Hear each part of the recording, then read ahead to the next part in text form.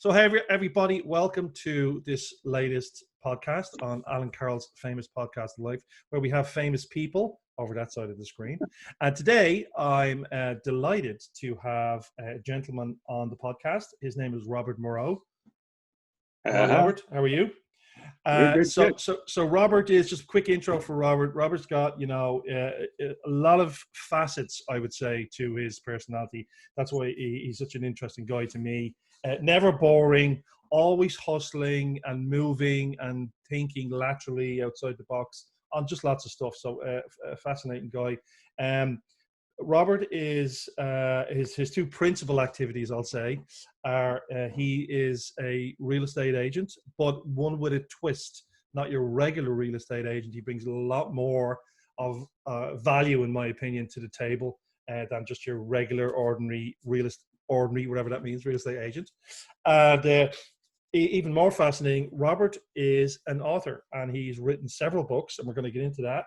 And I think during COVID, I didn't really want to mention the C word, the COVID word, too much, because everybody's kind of fatigued. But I think it is true, Robert, that COVID gave you time to catch up and maybe get some writing done. Am I right in saying that? Oh, for sure. Sure. Yeah, lots of time to do that. Nobody bugging me in real estate. It was perfect. Got it. So that's a good thing. There's no good things out of COVID. People lost their lives and jobs and stuff like that. But if there's some positive effects, that's good. Well, listen, let's jump kind of right in. So what I wanted to really ask you first about was kind of your journey. Tell us a little bit about your background, how you got to where you are today, because you weren't born in Canada. You live in Canada now, but you weren't born in Canada. So tell us a little bit about that, and then maybe we can get into a little bit about the real estate business, and then I'd love to talk about your books. How about that? So tell us a little bit about your journey. All right. So, no, I was born in England, as you mentioned, in a place called Nuneaton, which is just outside of Birmingham.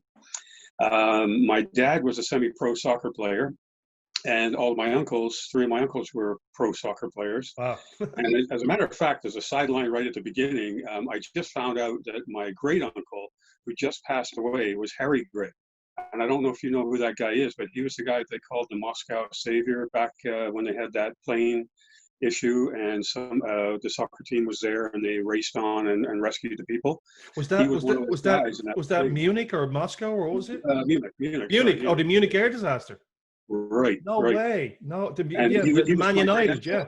The Man United. Yeah. Team. And I never knew him. He played for Manchester for 20 years as a goalie, and I never met him. Never knew him. Wow. So, and he was there. So he was there. Yeah, he just passed away last month, and my cousins over in England sent me a picture of him, and I said, "Yeah, that looks like my dad." So. Oh, that's crazy. Yeah. So we never knew him. So my parents left England in 1966. My dad was an engineer, as well as semi-pro soccer. So engineering was really his gig. But he came to Canada to become a minister.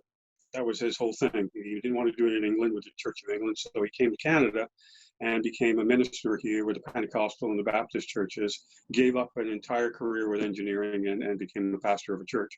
So as a teenager, when all that was going on, I came over when I was 9. By the time I was 14, I'd had enough of religion and decided to leave home. So I left and went out west, and that's when what age were you just say? Did you say 14?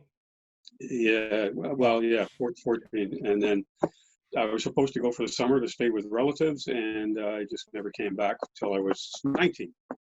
Wow. Stayed out there, did a whole bunch of jobs, stayed with my relatives, and then left them, and just kind of became a bit of a, back then it was in the 70s, late 70s, so it was a bit of a late brewing hippie out there, kind of getting into all that kind of stuff.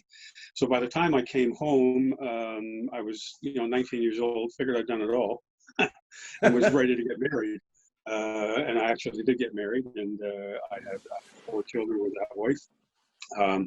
We are since divorced, and I'm with my new lady, who I've now been with for 23 years, so actually longer than I was married. Still call her new. You still call her new. I still call her new because we never got married, so she's still my girlfriend. And we both know that I can leave anytime, right? She can too. When she sees us, she'll kill me. Hi, Sue. Yeah. And as you know, I mean, over here, I've been in several careers. I mean, the big one everybody wants to hear about is Tim Hortons. I was involved in Tim Hortons very early in the game when there was only 4 guys in the marketing department. So myself and my boss, we came up with a roll up the rim to win contest. Wow. So that's kind of my claim to fame. Back then, we were just trying to get people who were drinking small coffees, get them to move up to medium coffees. So we had this contest. And we gave away donuts and coffee and all that. So, it grew into something monstrous. And so I left in the 80s. So, it's grown even exponentially since then. We also, I was involved in the Timbits, the middle of the donut kind of thing, which it isn't. But, so I was involved in that. So I learned a lot through Tim Hortons about business. And make a long story short, I then started my own company. Moved to Tim Hortons was my first client. So I got into. Okay. I've always been a writer. That's what I did for Tim Hortons. I wrote video scripts and things like that. A lot of copy. Yeah. Yeah, copy for ads before we got into the ad agency thing. So I started a company that was basically corporate communications. So we had some of the top players in Canada as our clients. It was a great heady 10 to 15 years of my life when we had all the big players, you name them, they were our clients, and all we did for them was their writing, whatever writing they needed. And we did that. My brother was my partner. And then when I got divorced, we kind of had to sell the company, as I'm sure divorced guys understand how that works. And then about a year later, I met Sue, and we decided to start a martial arts club, which you know about. Yeah. Because that was my lifelong dream. I'd been an executive with Tim Hortons. I'd had my own business. What do you do next? Well, I've been training in Tae Kwon Do for about 20 years by then. So I just started opening up my own club, and that's when I met your kids. Eventually, in time, sold that and got into real estate. And the main reason to get into real estate was to give me time to write. That was really what I wanted. I didn't want a 9-to-5 job. I've been a newspaper editor as well. I missed that part. So I've always written for other people as a job and 9-to-5. And then when you get home, you don't feel like writing anymore. So I didn't write my first book until I was 58. I think. Yeah, that's when I wrote my first book, because that's when I had the time and I was doing real estate during the day, and then I wrote at night. So that's like the whole thing in a jumble. That's where I am now. So I'm actually semi-retired now because I've been doing real estate for 15 years. We could talk about a little bit about that later if you want. So now I'm doing, especially COVID. COVID kind of forced me, that C word, forced me to do a lot more writing than I am doing real estate. So it's sort of helped me get into that semi-retirement stage. I still only work with a certain type of client for real estate. So I'm not super busy, but I'm writing a good 4 to 6 hours a day now. So you're not, and again, I mentioned at the start, you're not an atypical, we'll say, real estate person who's looking for like massive quantity.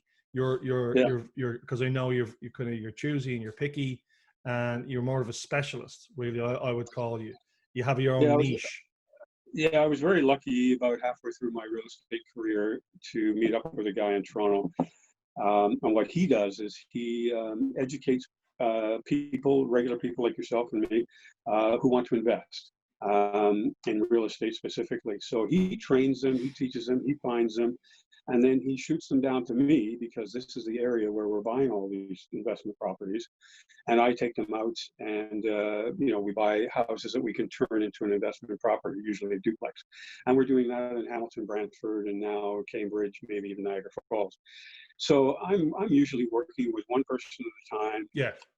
When they buy the house, I actually spend more time with them afterwards than I do, buying the house, which is why it makes me different to a regular real estate agent, because I then get involved in the renovation. Yeah, explain that a little bit, just the process, because you, as you just said there, it's not, again, people's relationship with a realtor, real estate agent would be, you do the transaction, it's done and dusted, you shake hands, everybody walks away, everybody gets paid, deal is done. And you probably don't talk to another that same realtor again for another 10 or 20 years or wherever you're going to sell your house. But you're different.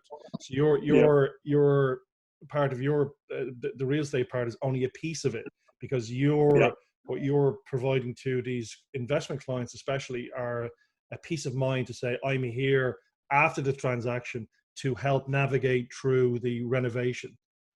So explain how that works a little bit.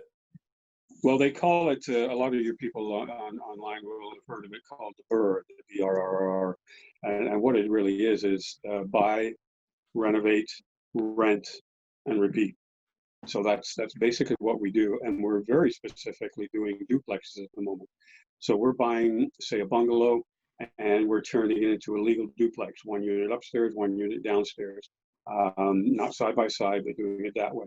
So we're looking for specific houses that we can do that. We're doing it legally. So we go through all the hoops that the city wants. And then we help the people, because we've done this so many times. I think I've done nearly 30 of these now. We've got renovators in place that we trust. We've got guys that go looking for tenants that we trust. We have bankers that we can go to refinance, because a lot of people want to pull the money out and do it again. Yes. So we've got a bit of a team in place. And really, the people aren't paying for that, because my fee is paid by the seller of the house that they buy. Yes. So, once the transaction's done, I've gotten paid, but I'll now spend the next 3 to 4 months with that person, making Yes. sure the house gets renovated, tenanted, and refinanced. Yes. So that's pretty much, and I'm really only doing it when my partner up in Toronto sends me people. Yes. So that could be 1 or 2 months. Sometimes the whole month can go by and nothing happens. So, yes. So again, it's not a deluge. You're not like your phone isn't, and you don't want it to be ringing off the hook with people saying, because I'm not a real estate agent, but the people who are in the, I'll say the real kind of fast lane, if you want to call it, it's very high activity stuff and stressful stuff. And if you're dealing with a lot of people, I mean, human beings are by our very nature, the whole lot of us, we can be a pain in the ass, very demanding and the whole lot. So I mean, a typical realtor, if there's even such a thing, it could be dealing with tons of different clients, looking for property, selling. And driving around showing properties all the time. It can be pretty exhausting, really, right? So I can see why you probably did that, and then you kind of figured out, well, hang on, I want to do something else, a deeper dive, different pace. Like every real estate agent, I watched that $1 million listing on TV and thought, oh man, I'd love to be able to do that, and I have had, as a couple of course, yeah. items. But they are a lot of work, and a lot of times you'll ask these real estate agents, do you have any spare time? And say, oh no, I work 80 hours a week or whatever. And that's what it takes for some agents, because you're constantly looking for clients. Yeah. Where I was lucky is that I'm not looking for clients. That's my partner's job. So what I'm really doing is just looking for those perfect houses. And when I find them, there's always an investor waiting. Yes. And they want the same things. I mean, I hate to say, investors are stereotyped, but quite frankly, they are. They all want the same kind of house. They want the same. Yeah. The same. Well, it's a model, isn't it? It's a model that works. So you kind of know what works. You know what kind of doesn't work. Yeah. There's a track record there, and investors do, and investors do all want the same thing: return on their investment, the best return they can get over the shortest period of time. So that's right. So it makes sense that they would come to kind of a specialist group like your own group, who have the expertise, because you also have connections with construction people as well. That's important. Yeah. And I think what makes us a little different to some of the competitors is that we're not really a company. We're all individual people. So, there's no structure. Nobody has to pay for anything. My partner does all the meetings out there, which he looks after and pays for. When people come and see me, I'm the one that takes them out, and I arrange and travel and do all that kind of stuff. So one-on-one, I have no real assistants other than my wife. So people are working with just me all the time, and then I just hook them up with the renovators and the tenant, property managers and things like that. Yes. And then when they're finished, we refinance, and hopefully they do it again. Got it. But you're also dealing or helping them navigate the city wherever city, in terms of planning bylaws. Huge minefield. Anybody knows anything about, if you do the wrong thing, you can just end up spending a ton of money, and the city can just come in and say, oh no, we're not happy with that, tear it down or shut it down or whatever. So very important to deal with somebody who understands that.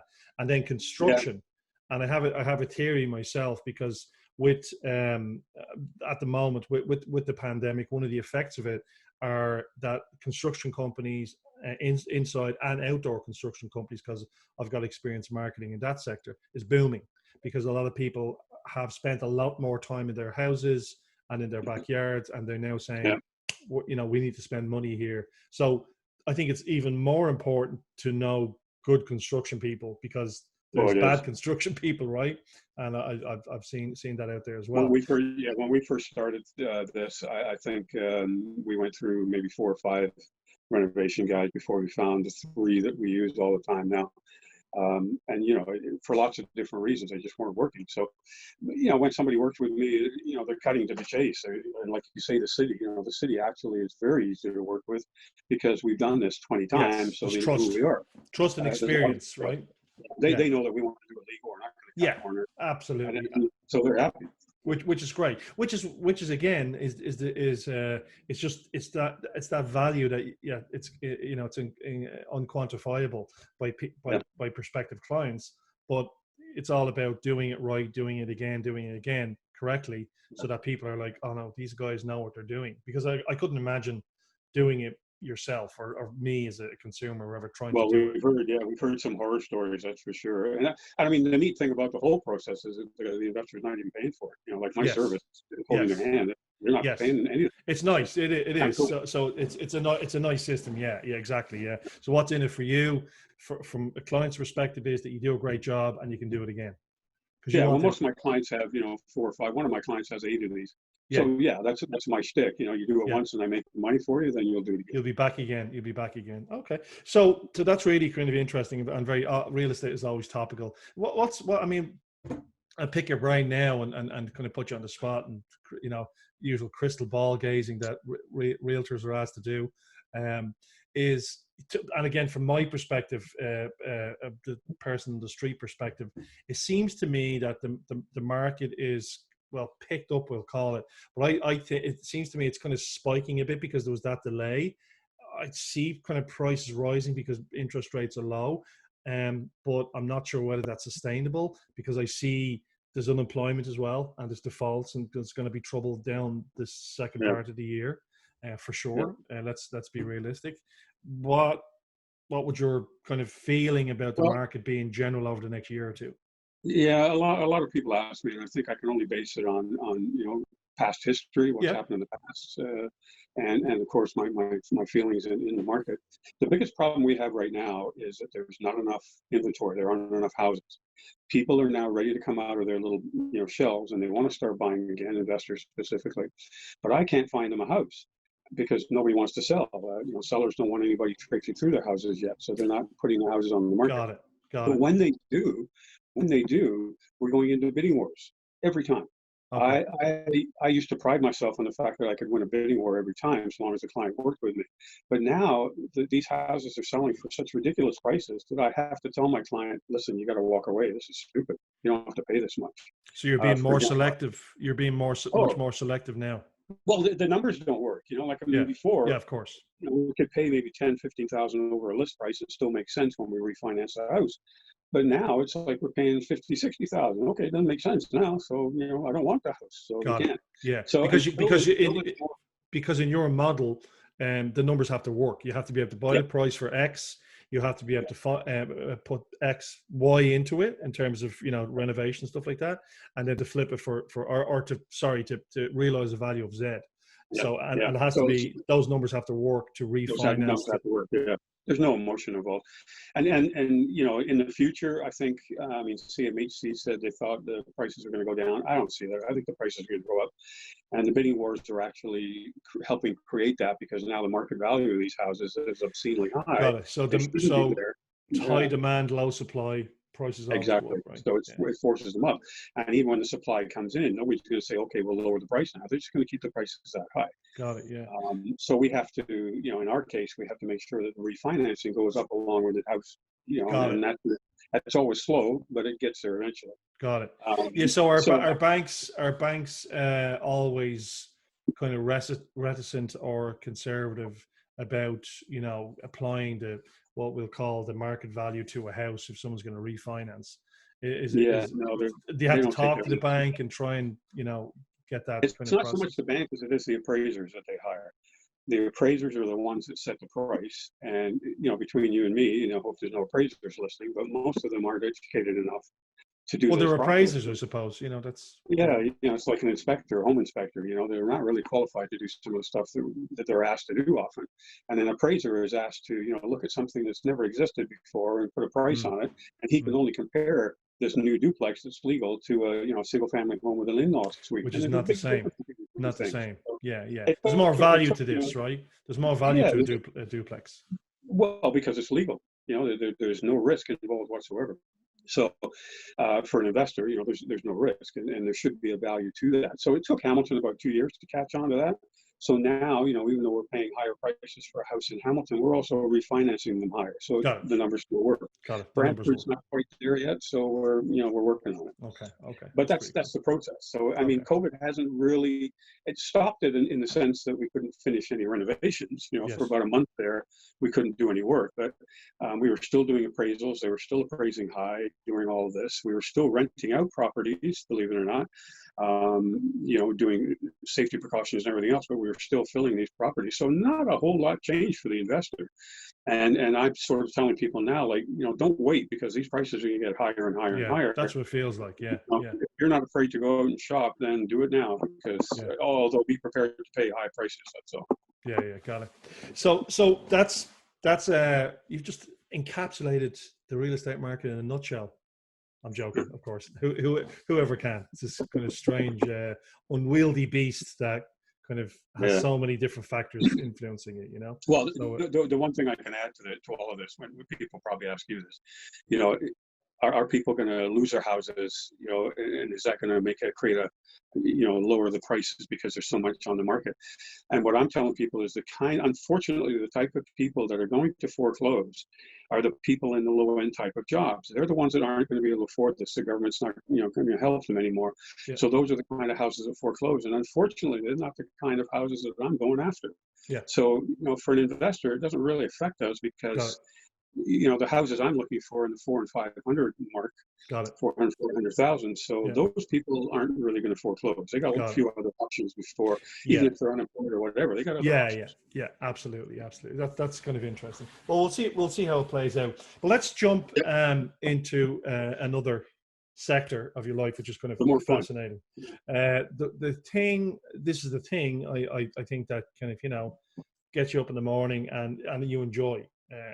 I think just from knowing you and having had a beer or two with you. So tell us a bit about when did you get it? Like, when did you get into writing? You told us you always wrote copy and stuff like that. So that's a different thing to writing fiction, right? So I know you've written real estate books. You can tell us a little bit about that, but you also write fiction, which I think is it's difficult. It's not everybody can write fiction, right? It's tough, especially a book, a novel, that 50,000, 60,000, whatever it is.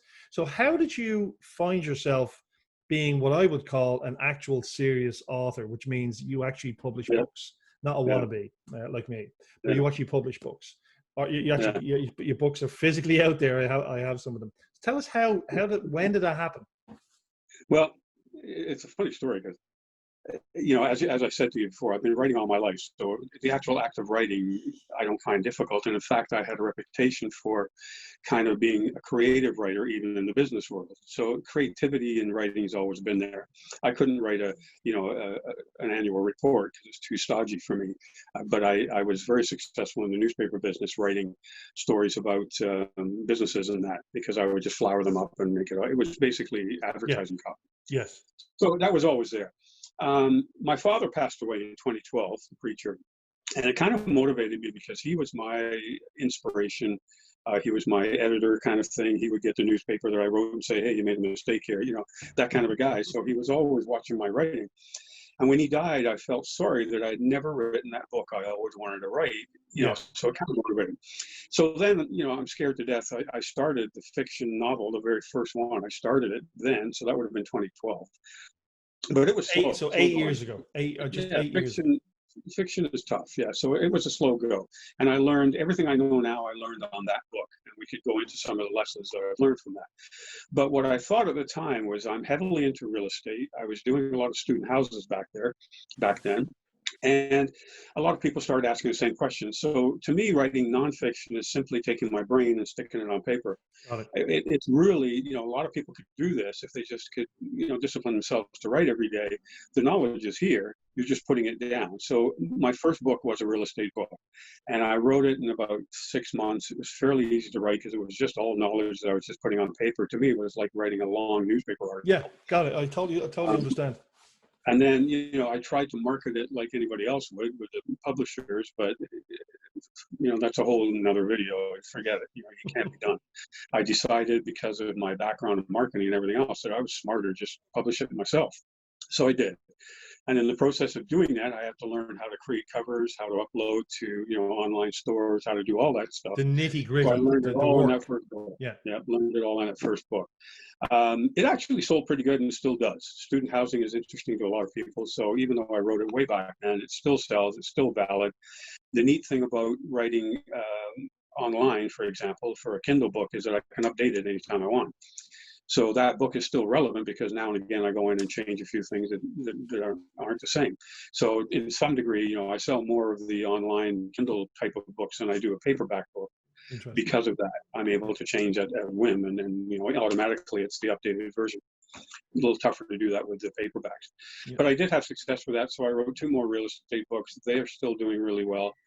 I used them mostly in marketing the real estate business. Yes. But even though I make some money on them, their main purpose is to get me those clients that I wanted back then. Yes. But my real love, as you said, was fiction. I mean, I've always wanted to write a fiction book. The first one that I'd started out in 2012 was a spy thriller. And I struggled with it. I've read, I don't know how many books on writing I've read over my life. I'm very self-taught. I mean, my education, I went to 1 year of college, that's it. So everything I know about writing was self-taught. Even though I was an editor of a newspaper, most of the people below me were better educated than I was. But I had a lot of experience in writing and publishing. So moving to that stage, I learned, that every day you got to write. I write 1,000 words every day, no matter what. When I'm on holidays, I take the computer with me. I never miss a day. Some days that 1,000 words is pure crap. It goes in the garbage. Other days it's brilliant, and but the key is I can't pick the brilliant days. So I'm going to ask you to pause for a second because that will be fascinating to people. So one of your kind of disciplines is that you say to yourself, or you say, I'm going to 1,000 words today, but you in your brain, it sounds like you kind of trick yourself a little bit, which is kind of clever, I think, to say, I'm going to write this, and you know what, if it's not good enough, I can bin it. So don't worry about it. Whereas I think people worry about, I can't write today because I don't know what to say, type of thing. But it sounds like you just have a discipline where you're right. I'm doing my writing today, and if it's great, it's great. Or pieces of it and stuff. Yeah, and that helps you. I'm not a morning person, but I try to do it in the morning so that it's over with. If I've got a busy day, I've written, and anybody's written 1,000 words. If you're really in the zone, you can do that in an hour. Yes, maybe 2 max. So you're not devoting your whole day to this. When I say I write for 4 to 6 hours a day, I'm writing several thousand words on those days, and I can't do that every day. I just don't have the capacity to do that every day. I definitely make sure I get that hour in every day at least. And through the process of writing this first book, which I did eventually publish, I learned how to outline. I learned that I wasn't what you call a by the seat of your pants writer. I have to have a structure so that every morning when I don't really want to write those 1,000 words, I just look on my little outline and say, well, I only have to write about this today. So let's just get going. Gotcha. Johnny's going to go to the restaurant and meet this guy. Okay, I'll do that. So it's not that painful. And even if I'm not in a creative mood, the outline is telling me, no, this is what you're going to write today. Just go do it. And if it's crap, at least I wrote what I was supposed to, and then the next day I can rewrite it and do it better. Yeah. But I tell a lot of people that ask me how I can discipline that way is when you start writing every day, you get in that zone. So you're now thinking about the book constantly. You're thinking up things, and I don't know about other writers, but for me, it means that I can be cooking or something, and suddenly I'll think, oh man, what a great idea, and I got to go write it down right away. It's because it's always in my head. If I'm writing every day, if you're the kind of person that you're so busy and say, well, I'll write on Saturdays, it's never going to work because you can't stay in the zone. and No, stay it in the doesn't zone. work. Well, So here's a question I have for you. So again, which is fascinating. So are you saying that the kind of the modus operandi you have is that, first of all, you're not a right by the seat of your pants writer, because and some people are, they just kind of belt it out and it's just like the yeah. story forms and the characters form over a period of time. So are you saying that it's a bit like, you know, a tailor making a suit? You know, they make the sleeves and they make the middle bit and the lapels and the pants. So are you saying that on some days you might just kind of look at your list of to-do sections of your story and just pick one that you feel like doing that day, or you think you might nail easier than other days, and you can just slot that in and just, you know, is that accurate? Or Well, for the most part, I'm writing chronologically. So no, I'm writing chapter 1 okay, and 2. okay, Sometimes I will jump like that if I get inspired, you know, if that muse comes and I think, you know, great. But most of the time it's chronological, because there's lots of reasons for that. And a lot of writers will tell you that it becomes disjointed if you don't yeah, do it's it the that way way. our brains work as well, right? Yeah. The outline basically is just, you know, I know what the ending's going to be in the outline, but halfway through the book, I may change that. So it's not like I'm held to this thing, you know. It's perfect for nonfiction books. You have to do that. You have an outline, you know, you're going to cover these subjects and that's it. And you do it. With a fiction book, I know what the ending is. I know what the kind of the grip in the middle is going to be, the climax, and I know how to start it. And I have little scenes in between, but that could change anytime. And quite often it does. So, you know, I mean, I might get halfway through it and it's based in Italy, and the next thing I know, I've switched it and now it's in the States. Gotcha. I might change a character's name. I might change them from female to male. You know, all that stuff can happen. But I just have that little outline there that just keeps me in focus. And if I miss 2 or 3 days, I think, man, I could be there, you know, and it motivates me to keep on going. But the key is it's like not autopilot, because writing isn't autopilot, but the autopilot part is that you say, right, I've got to get my writing done today, and you just set your time, and like it's just like a note in a thing to do in your diary. You sit down and do it. And I like what you said about, in a way, it is kind of autopilot. I mean, you know, I'll sit down and start writing and thinking, oh man, this is not going to be a good day, you know.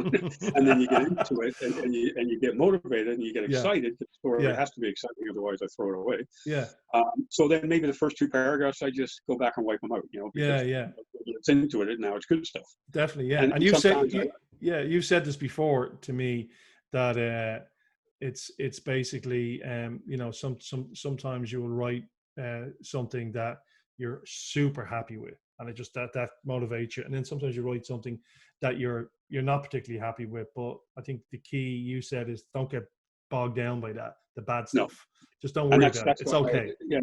that's why I'm a firm believer in the outline, because if I write something and I know it's not that good, at least I wrote that scene, let's move on to the next one. And then when I edit, you know, when it's all done and I go back, then I can say, okay, well, that really was a piece of crap, let's fix it. And you know, but at least I don't stop the motion. It's constantly moving towards the end. Got it. And I never go back and read everything. You know, I finish the book first, then I go back and read. Got it. And because now I've written 13 books now, so you know, I'm at the point now where I can really finish a book and I'm not threatened to go back and read it and stop halfway and start editing or whatever. My motivation is to finish it. I don't start editing until it's done. That's interesting. And you know, because of COVID, I'm writing now 4 books at the same time. Yes. So now I'm trying to get my brain moved from, you know, fiction and nonfiction to this to that. Are you what about reading books when you're writing books? I read constantly, Al, and my wife is amazed at how many books I can go through.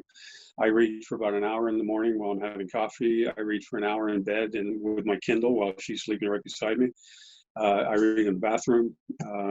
When I drive somewhere, you know, to show a client a house, I'm listening to an audiobook. So I go, and every night before supper, I read a book on history, just so I can throw some of those things into the book. So any given month, I read 6 to 10 books. So, got it. Yeah. And do you find that's important to keep your whole, you know, your whole creative juices flowing, because you're drawing in lots of different information, and that just keeps the whole thing kind of live and kind of because I read fresh. I read what I want to write. So I'm reading my competition, you know, and I'm getting ideas from them, and you know, sometimes I'll read a book and say, oh man, you know, I thought of that too, but I can't use it now. He's done it. So you know, I think of something else. Yeah. But Or spin it in a different way. History books, I haven't put a lot of history into my books, because, you know, it's boring. I mean, any writer will tell you, you don't want to make yourself sound smart. You want to just, you know, give people a good fun time. So I will throw in some history stuff if it's relevant, but I just find history fascinating. So I read a lot of books. Yeah, got it. Yeah. So what tips would you give somebody who hasn't published a book? And you know, people say everybody's got a good book in them, and that's not the problem, because everybody. I'm the same. I have the same philosophy. Everybody has a good story. And that's why I did this podcast. As you do. But, I mean, you did one, and I wrote it, and I thought, man, I wish you'd keep on doing that. So. Yeah. So even for me, my experience is being, you know, started a couple of books, haven't finished either one, but the one I'm on now, I have definitely written more in COVID, and taken some of your advice too.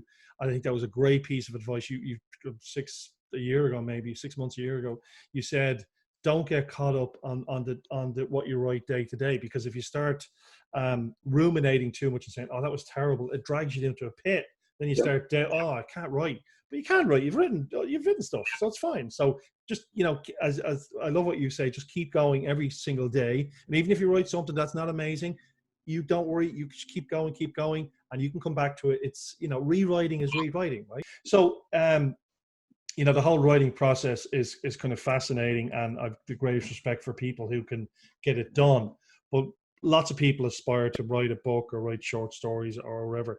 What would you, from your own experience, what advice would you give to people, not who have been published or finished, but who are just kind of struggling to finish? What's, and that's from your experience, what would you say? Well, the key is to just get it done. I mean, the bottom line is my first fiction novel took me 7 years. My second one took me 6 months. Oh, the difference was I knew how to do it. So you'll struggle through that first one. I suggest read as many books on writing as you can, because they're all good. You'll get lots of tips. The key, I think, is to decide whether you're a pantser type of writer, where you're just going to go off on a tangent, or if you are going to be structured. I would recommend most people to be structured. I consider myself a creative guy, so I don't think you're tying yourself in by doing an outline. What it really is doing is training you to write every day. And my best piece of advice to anybody is write every day, even if it's crap. Nobody's going to see it. Nobody's looking at it. I mean, nobody sees my first draft. I have what I call beta readers. They're friends of mine that will read my draft and tell me where things are wrong. But not judge you, and you don't worry about being judged. No, that's right. And by then, I've edited it 3 times myself. So, at least I think it's reasonably good. I don't look like a complete moron. When I read my own first draft, that first book was pretty bad. I rewrote it several times. Now I'm at the point that I can almost write my first draft, and it's pretty clean. So over time, the best advice I can give somebody is just get it done, because that first one is such a milestone. But when you get that first one done, the rest are easy. Like now you know how to do it. It's the actual experience of doing it, leads to, accelerated writing, more enjoyable. You're confident now, you can do it. You're confident. You're not lacking ideas. Most writers are not lacking ideas. So you've just got another one and just get moving. Keep on going. And, if you're like me and you self-publish, then I have to spend half my time marketing the book and the other half writing, but I never stop writing. Like I might spend 4 or 5 hours this afternoon marketing one of my books on one of the online sites or whatever. Or even right now I'm in the editing stage of my next novel. So I'm trying to format it for Amazon. But every morning I'm writing, so I'm always staying creative as well. So I'm spending a whole day on the business, but I'm only writing for maybe an hour, 2 hours a day. Got it. On a regular basis. That's what you got to do. Got it. So it's the old adage that I've heard before. It's like bum in seat. Like just get your ass, sit down, discipline yourself. Would you recommend for people to like literally have a at 10 a.m. every day, I'm gonna write. Does that make sense? You gotta find your time. Like I said, I'm not a morning person, so I try to do it in the morning. To be honest with you, lately during COVID and all this, I find 4 o'clock in the afternoon seems to be my key time. So I'm working on real estate in the morning now, fiddling around in the house, doing whatever, and then around 4 o'clock, I feel like having a beer and sitting in front of the computer. And the two seem to go together, and I'll write from 4 till 6. and then, stop to cook dinner. So don't pick the time, let the time find you. Come to you. It's got it.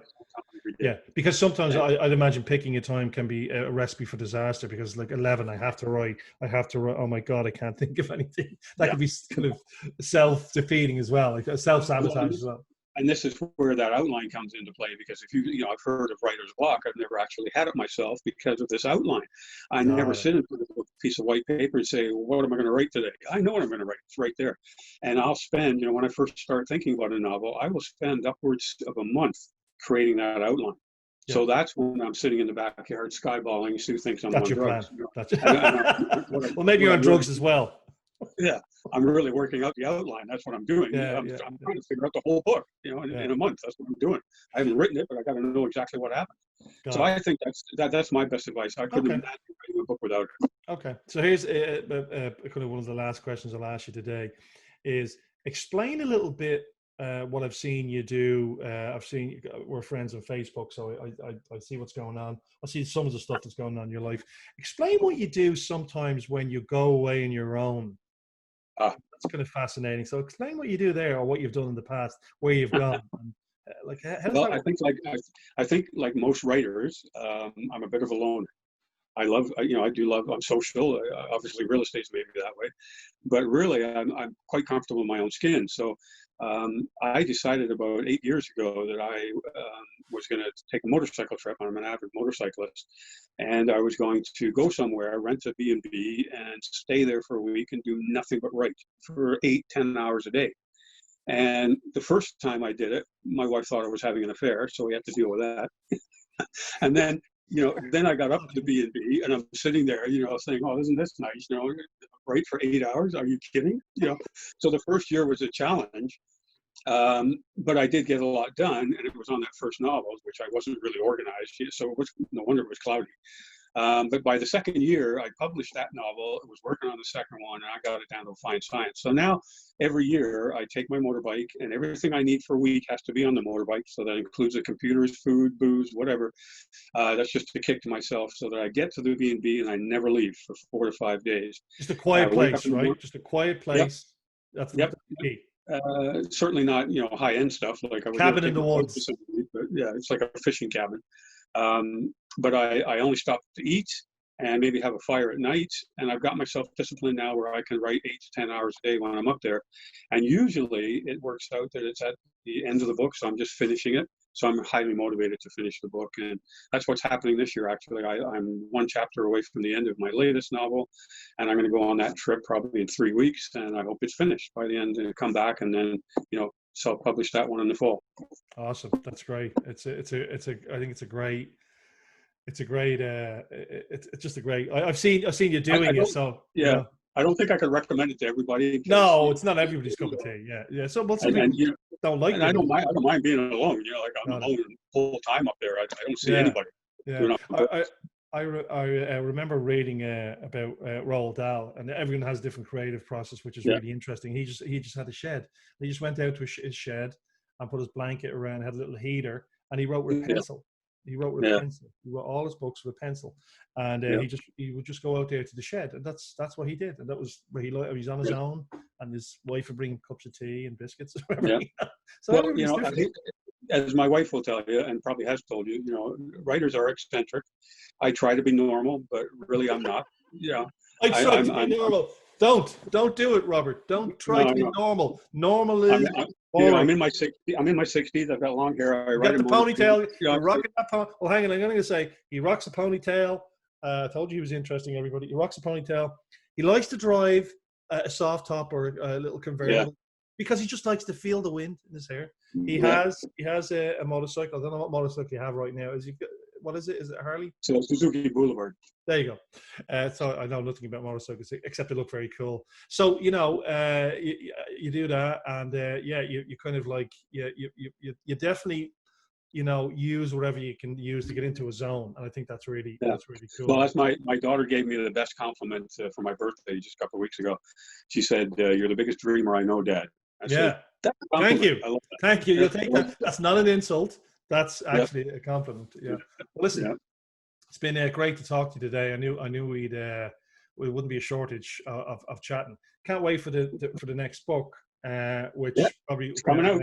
I'll give a few- plug. It's called Dare to Breathe. next few months. And I will also, I'll definitely in the link on YouTube and Facebook and Instagram where we post these videos, I'll put a link to your author page or maybe your Amazon link. We can see because all your books are on Amazon. I know that. Yeah.